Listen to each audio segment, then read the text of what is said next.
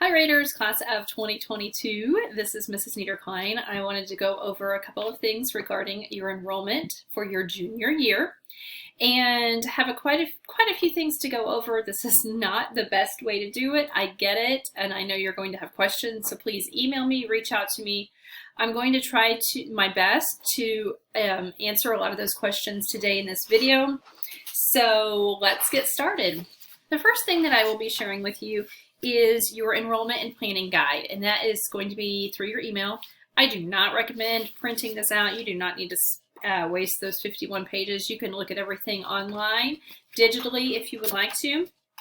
So, of course, if you need it printed out, let me know and I can get that to you. So the first thing that we'll be looking at is the table of contents. This is going to be a lifeline for you whenever you're looking for specific classes. So make sure you refer back to that. A quick introduction letter to me.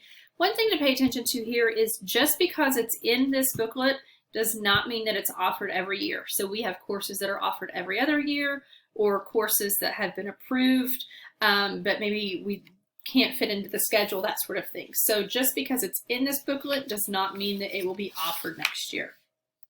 The next portion that you need to look at on page 3 are the class requirements. And you guys are the first class that has the speech that is included. So here are what you need to have for your 28 credits in order to receive your Frontenac High School diploma. So you have to make sure that you have all of those things. Next thing is the diploma course plan. And this highlights and goes through suggested classes for each year. Most of you are already on track for where you need to be, what you need to have, that sort of thing. But this is just a quick snapshot. Of course, everyone is different, so you may be kind of back and forth with a few of those things. Something that is brand new that I want to share with you are requirements set forth by Kansas Board of Regents. And Kansas Board of Regents, or KBOR, is the governing body over all of the colleges, universities, community colleges throughout the state of Kansas. So they have made some pretty significant proposed changes that will impact you. And over here on the left are what they currently are and have been for quite some time.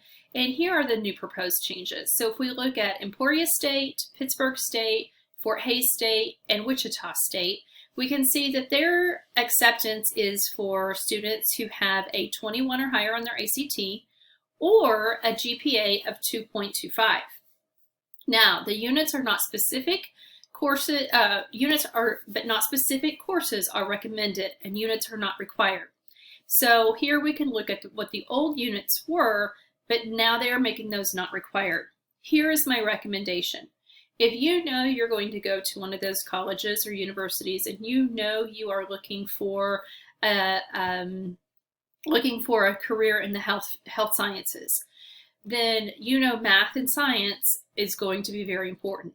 So you could get into a college or a university that may not be the best suited whenever you get out of high school and be the most prepared for that. So you really want to make sure that you're pushing yourself. For instance, at Pittsburgh State University, the College of Business, Construction, Nursing, and College of Education currently have a requirement of 22 or higher on the ACT in order to be accepted into that college. Now, that's not saying that you can't get into that college without a 22, because there are some other ways, but it makes it a lot easier and goes through a lot less hoops and costs a lot less money to go ahead and get that taken care of. So those are some things that you need to be aware of. If you are looking at attending K-State, their requirement is a 21 or a GPA of 3.25. And everyone says that if you take any college classes, you need to maintain a 2.0 GPA in college classes while you are in high school. So anything you take in high school that counts as a dual credit, you need to be making sure that you're passing those. KU also includes a GPA of 3.25 and ACT of 21, or you can have a little bit lower GPA of 3.0 and an ACT of 24. Again, these are the new recommendations from KBOR that will affect you after you have graduated.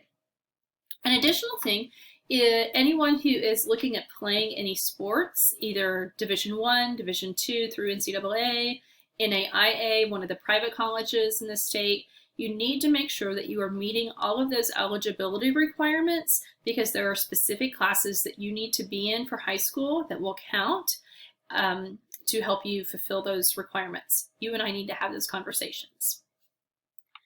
Page 6 talks about Kansas Scholars Curriculum.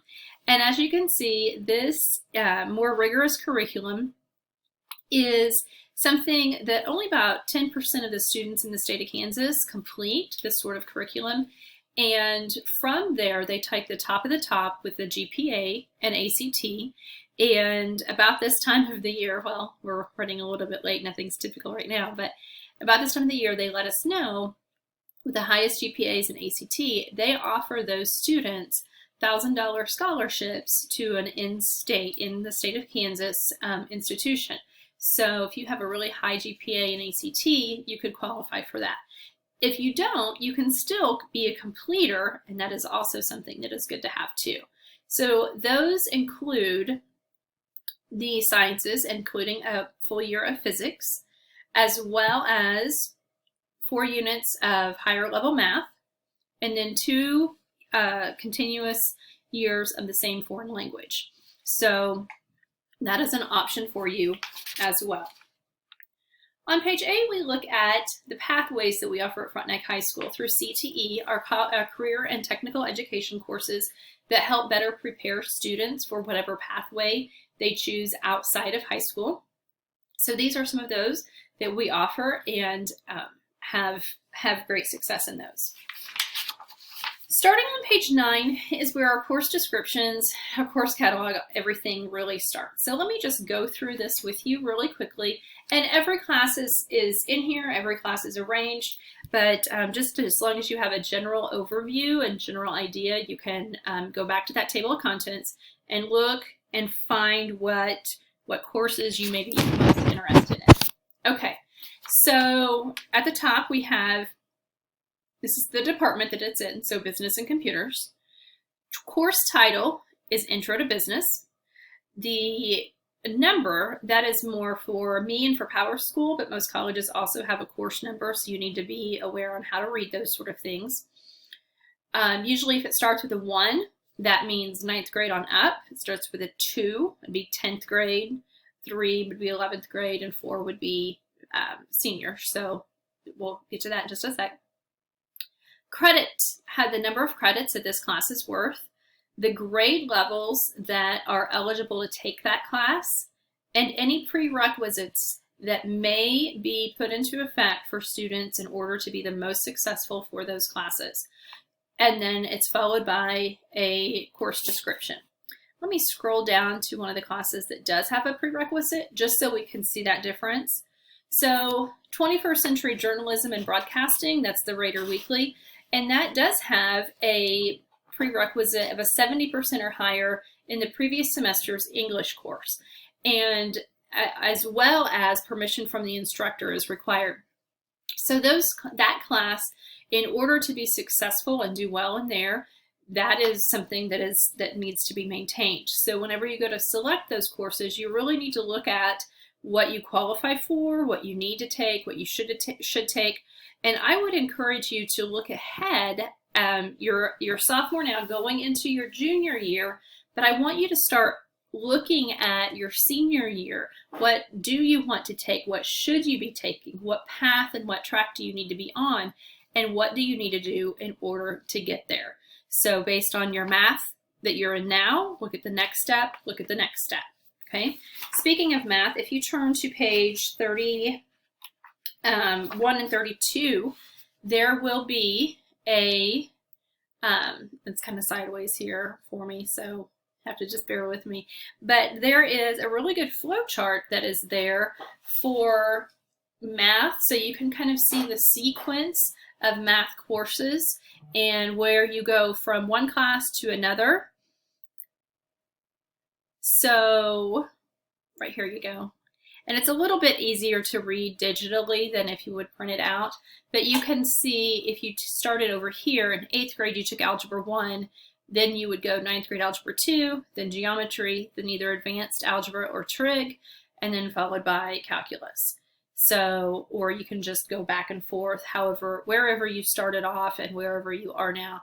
And those 2 pages include both college prep and career CTE or CTEC sort of career path as well. Depends on those individual flowcharts depend on what you want to be doing. So utilize this so you can pick your classes in the best that you can. And the next part that we are going to be doing is, let me get up here, looking at our pre-enrollment sheet.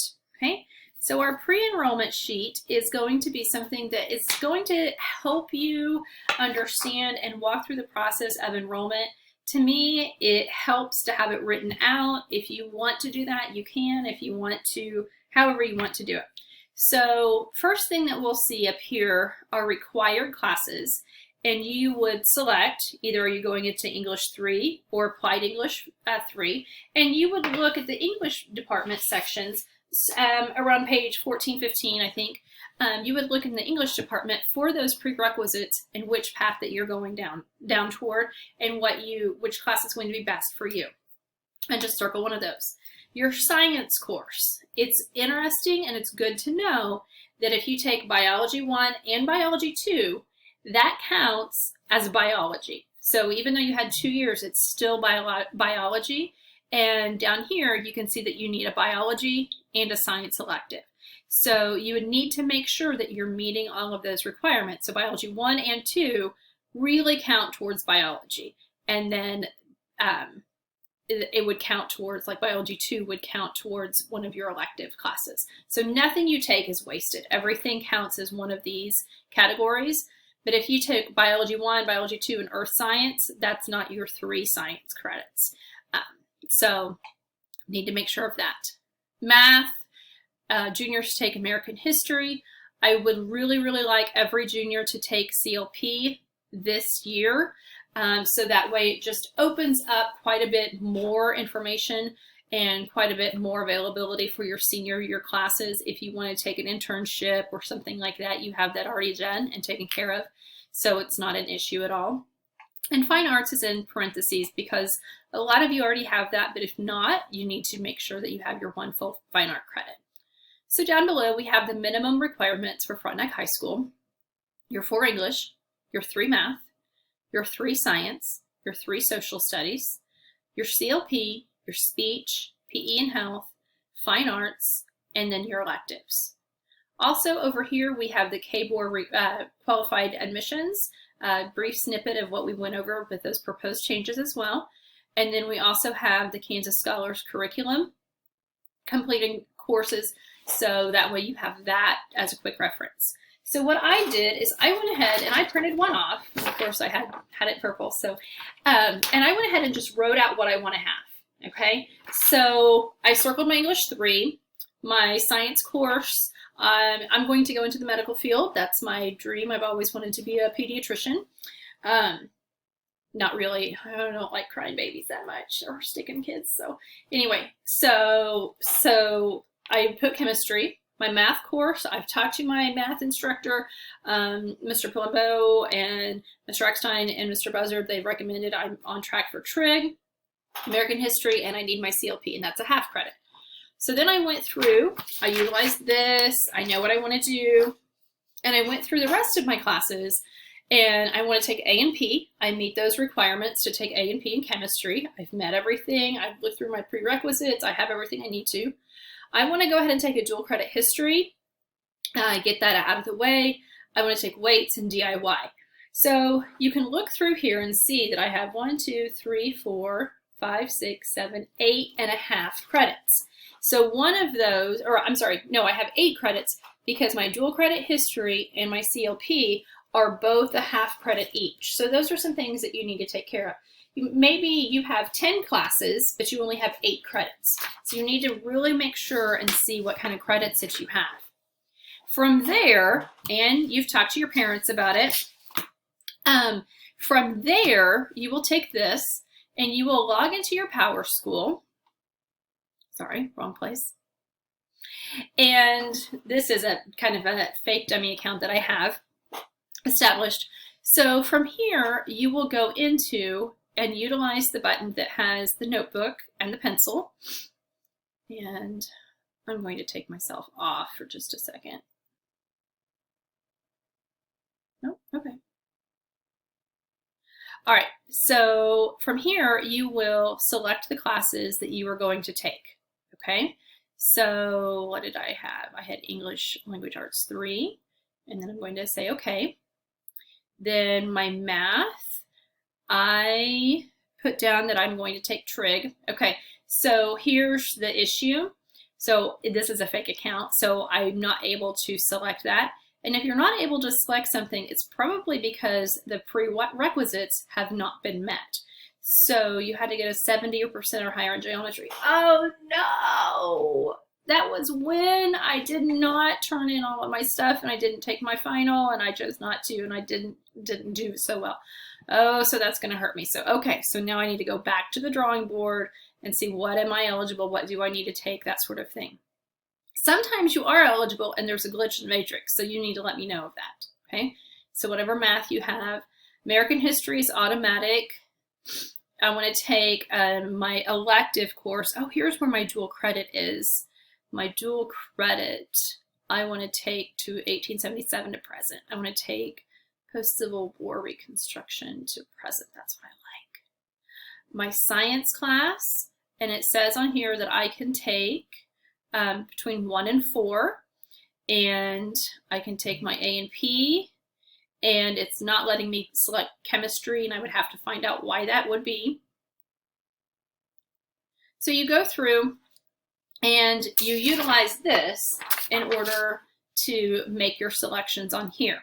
So right now I'm going to just look. So notice at the bottom it says requires between 7 and 10. So far I've only put 3.5. I'm not going to be able to submit until I put the rest of my courses in. So any of my other courses I need to put in and utilize, it's in alphabetical order, and utilize your toggle between your pages, that sort of thing, in order to find everything that you need. So I'm going to do all of the electives, my same 9 classes that I had here that were my 8 credits. And the next thing I'm going to do is go to, so let's pretend I have all of those done. Now I'm going to go to the junior alternates. Now, these are pretty much all of the classes that are listed, and this is if any of those extras, any of those classes are full or we can't get into them, something like that, I need to have 2 selections of courses that you would be okay taking. Notice there are quite a few classes here for you to choose from. So make your selections. So you are going to put way more thought into this than I am because I'm just finding and clicking. So those will not count towards all of your other stuff.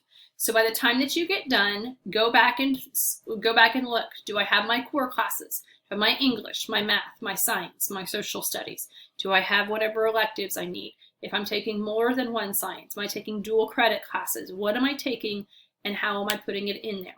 When you're all done, you will have a submit button to where you can submit those. I would like all of these submitted by next Wednesday, so that way you can have, we can get that done, and I have a chance to get your full schedule done by the first week of May. Please, please, please reach out. Let me know what questions you have. Let me know regarding what you're thinking for this year. If you have questions on senior year and how things work out, let me know. We can email, we can Zoom, we can do whatever you need to. Okay? All right, I hope you're doing well and have a great day.